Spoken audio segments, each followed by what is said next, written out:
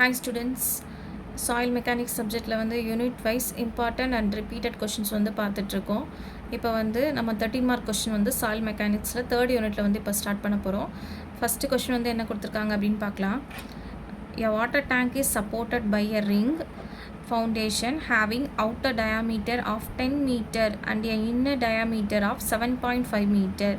இப்போ என்ன சொல்லியிருக்காங்க, ஒரு வாட்டர் டேங்க் இருக்குது. வாட்டர் டேங்க் எல்லாருமே பார்த்துருப்போம். அந்த டேங்க்கில் வந்து அது என்ன ஷேப்பில் இருக்கும் அப்படின்னா நமக்கு வந்து ரவுண்ட் ஷேப்பில் இருக்கும். அப்போ அதை வந்து என்ன சொல்லியிருக்காங்க, ரிங் ஃபவுண்டேஷன் வந்து போட்டிருக்காங்களாம். அதோட அவுட்டர் டயாமீட்டர் வந்து 10 மீட்டர் இருக்குது. அதுக்கப்புறம் வந்து அதோட இன்னர் டயாமீட்டர் வந்து 7.5 மீட்டர் இருக்குது. The ring foundation transmit a uniform load intensity of 160 kilonewton per meter square. இப்போ வந்து இந்த ரிங் ஃபவுண்டேஷனோட எவ்வளோ வந்து டிரான்ஸ்மிட் பண்ணுது, லோடை வந்து எவ்வளோ தூரம் அது வந்து டிரான்ஸ்மிட் பண்ணுது. டிரான்ஸ்மிட்னா ஒரு இடத்துலேருந்து இன்னொரு இடத்துக்கு வாங்கி கொடுக்குது அப்படின்னு பார்த்தீங்க அப்படின்னா 160 kilonewton per meter square கொடுத்துருக்காங்க. அதுக்கப்புறம் என்ன கொடுத்துருக்காங்கன்னா, compute the vertical stress included at the depth of 4 metre. இப்போ வந்து வெர்டிக்கல் ஸ்ட்ரெஸ் வந்து எவ்வளோ தூரம் டெப்த்தில் போயிருக்கு அப்படின்னா 4 மீட்டர் டெப்த்தில் வந்து போயிருக்குன்னு சொல்லியிருக்காங்க. Below the centre of a ring foundation, below the centre. அப்போ வந்து சென்டர் பாயிண்ட், இப்போ இந்த இடத்துல வந்து ஃபவுண்டேஷன் இருக்குது, அதோட சென்டர் பாயிண்ட்லேருந்து கீழே வந்து போயிருக்குன்னு சொல்லியிருக்காங்க. என்ன பண்ண சொல்லியிருக்காங்க அப்படின்னா, யூஸிங் பொசிக்னஸ் அனாலிசிஸ் வந்து யூஸ் பண்ண சொல்லியிருக்காங்க. இப்போ ஃபஸ்ட்டு நம்ம வந்து கொஸ்டின் என்ன கொடுத்துருக்காங்க, என்ன கேட்டிருக்காங்கன்னு பார்த்தாச்சு. கிவன் டேட்டாவில் வந்து நம்ம எடுத்து எழுதிக்கலாம். இப்போ வந்து உங்களோட கிளாரிஃபிகேஷனுக்காக தான் இப்போ சைடில் வந்து சின்ன ஒரு ட்ராயிங் மாதிரி வரைஞ்சிருக்கேன். இப்போ இதான் சென்டர் பாயிண்ட்டுன்னு வச்சுக்கோங்களேன். இப்போ வந்து உள்ளே இருக்க சர்க்கிளோட டயாமீட்டர், அதாவது இந்த பாயிண்ட் வழியாக போகணும். இந்த சென்டர் பாயிண்ட் வழியாக போச்சு அப்படின்னா அதுதான் வந்து நமக்கு வந்து டயாமீட்டர். இன்னர் டயாமீட்டர் எவ்வளோ இருக்குது அப்படின்னா 7.5 மீட்டர் இருக்குது. அவுட்டர் டயாமீட்டர்னால் வெளியில் இருக்க இந்த இடத்துலேருந்தும் இந்த இடம் இதுலேருந்து இது வரைக்கும் இருக்கிறது 10 மீட்டர் இருக்குதுன்னு சொல்லியிருக்காங்க. இந்த இடத்துல தான் லோடு வந்து வெர்டிக்கல் லோடு வந்து ஆக்ட் ஆகுதுன்னு சொல்லியிருக்காங்க. கொஸ்டினை கொடுத்துருக்கிறது இப்போ உங்களுக்கு இன்னும் கொஞ்சம் கிளாரிட்டி கிடைக்கும்னு நினைக்கிறேன். இப்போ வந்து நம்ம எடுத்து எழுதிக்கலாம். கிவன் டேட்டாஸ் அவுட்டர் டயாமீட்டர் அப்படிங்கிறதுனால இந்த சிம்பிள் போட்டிருக்கேன். Outer dia 10 metre, inner dia 7.5 metre. இப்போ வந்து யூடிஎல் லோடு வந்து யூனிஃபார்ம் லோடுன்னு சொல்லியிருக்காங்க. அப்போ யூனிஃபார்ம் லோடுனாலே UDL, uniformly distribution load 160 kilonewton per meter ஸ்கொயரில் இருக்குதுன்னு சொல்லியிருக்காங்க.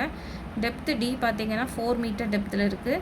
அதுக்கப்புறம் வந்து டு சால்வ் என்ன கண்டுபிடிக்க சொல்லியிருக்காங்கன்னா, load below the centre of the ring. இப்போ இந்த சென்டர் ஆஃப் த ரிங்க்கு கீழே எவ்வளவு வந்து இருக்குது அப்படின்னு கேட்டிருக்காங்க லோடு. அப்போ லோடு தான் நம்ம கண்டுபிடிக்க போகிறோம்.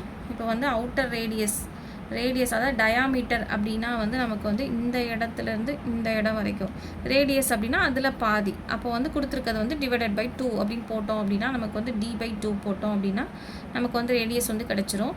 அப்போ இன்னர் டயா வந்து எவ்வளோ கொடுத்துருக்காங்க, 10 மீட்டர் கொடுத்துருக்காங்க. அப்போ 10/2னா 5.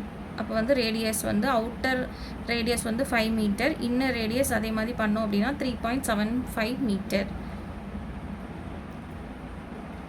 இப்போ நெக்ஸ்ட் வந்து டெப்த் வந்து இசட் வந்து 4 மீட்டர் கொடுத்துருக்காங்க. Q வந்து 160 kilonewton per meter square கொடுத்துருக்காங்க. இப்போ வந்து பொசிக்னஸ் ஈக்குவேஷன் வந்து நமக்கு ஈக்குவேஷனுங்கிறதுனால உங்களுக்கு ஹைலைட் பண்ணி எழுதியிருக்கேன். Sigma Z is equal to Q 1 minus 1/1 plus R by Z squared the whole power 3/2 அப்படின்னு கொடுத்துருக்காங்க. இந்த மாதிரி வரக்கூடிய ப்ராக்கெட்ஸ் வரக்கூடிய இடத்துல வந்து நம்ம கரெக்டாக வந்து சப்ஸ்டியூட் பண்ணி நல்லா கரெக்டாக வந்து சால்வ் பண்ணணும். இப்போ வந்து 160 Qவோட வேல்யூ எழுதிக்கலாம், 1 வந்து எழுதிக்கலாம். அதுக்கப்புறம் இந்த 1 எழுதியிருக்கிறோம், 1 வந்து எழுதியிருக்கோம். நெக்ஸ்ட் வந்து ஆரோட வேல்யூ வந்து அவுட்டர் ரேடியஸ் வந்து போட்டுக்கலாம், கேபிட்டல் R 5 போட்டிருக்கோம். கீழே இசட் வந்து டெப்த்து 4 மீட்டர் போட்டிருக்கோம், ஹோல் ஸ்கொயர். அதுக்கப்புறம் தான் இதோட ஹோல் ஸ்கொயர். இப்போ நீங்கள் வந்து கால்குலேட்டரில் நீங்கள் கால்குலேஷன் பண்ணும்போது எப்படி பண்ணுங்க அப்படின்னு ஒரு சின்ன டிப்ஸ் மாதிரி நான் சொல்கிறேன். இப்போ வந்து 5/4ஓடது ஃபஸ்ட்டு போட்டுக்கோங்க. போட்டு அதுக்கு ஒரு வேல்யூ வந்துருக்குன்னா ஃபஸ்ட்டு அதை ஸ்குவாட் பண்ணி வச்சுக்கோங்க. அதை ஸ்குவாட் பண்ணி முடித்ததுக்கப்புறம் +1 ஆட் பண்ணுங்கள். ஆட் பண்ணிவிட்டு அதுக்கப்புறம் அந்த வந்த ஆன்சருக்கு பவரில் வந்து 3/2 போடுங்க. 3/2 போட்டு வந்த ஆன்சரை என்ன பண்ணுங்கள், அதை எழுதி வச்சுட்டு 1 போட்டு டிவைடட் பை அந்த ஆன்சரை போடுங்க. போட்டு இங்கே ஒரு ஆன்சர் வந்திருக்கும்.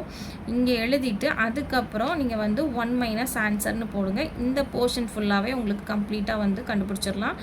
லாஸ்ட்டாக நீங்கள் என்ன பண்ணுங்கள், 160ஆல் மல்டிப்ளை பண்ணுங்கள். இப்படி பண்ணால் உங்களுக்கு ஈஸியாக இருக்கும். ஃபஸ்ட்டு சின்ன ப்ராக்கெட்லேருந்து ஸ்டார்ட் பண்ணி பெரிய ப்ராக்கெட், அதுக்கப்புறம் லாஸ்ட் இந்த ப்ராக்கெட் அப்படி க்ளோஸ் பண்ணி கவர் பண்ணி கால்குலேட் பண்ணிட்டே வாங்க, ஈஸியாக இருக்கும். அப்புறம் வந்து ஃபைனலாக நமக்கு கிடைச்ச ஆன்சர் வந்து 120.99 kN/m² வந்து கிடச்சிருக்கு. நெக்ஸ்ட் வந்து ஸ்ட்ரெஸ் டியூ டு இன்னர் சர்க்கிளில் வந்து எவ்வளோ இருக்குது அப்படின்னு பார்த்தீங்கன்னா, இப்போ அவுட்டர் சர்க்கிள் அப்படிங்கிறதுனால இந்த இடத்துல வந்து ஓன் போட்டு டினோட் பண்ணியிருக்கோம். இந்த இடத்துல இன்னர் சர்க்கிள்னால ஐ போட்டிருக்கோம். சேம் ஃபார்முலா, பட் வந்து நம்ம என்ன பண்ண போகிறோம்னா ஆர் மட்டும் நமக்கு சேஞ்ச் ஆகுது. இந்த இடத்துல 5 சப்ஸ்டியூட் பண்ண இடத்துல இந்த பக்கம் வந்து 3.75 வந்து சப்ஸ்டியூட் பண்ணியிருக்கோம். இதை ஃபுல்லாக நான் போன ஸ்டெப்பில் சொன்ன மாதிரி நீங்கள் வந்து சால்வ் பண்ணிங்க அப்படின்னா உங்களுக்கு கிடைக்கக்கூடிய ஆன்சர் 97.88 kN/m² கிடச்சிருக்கு.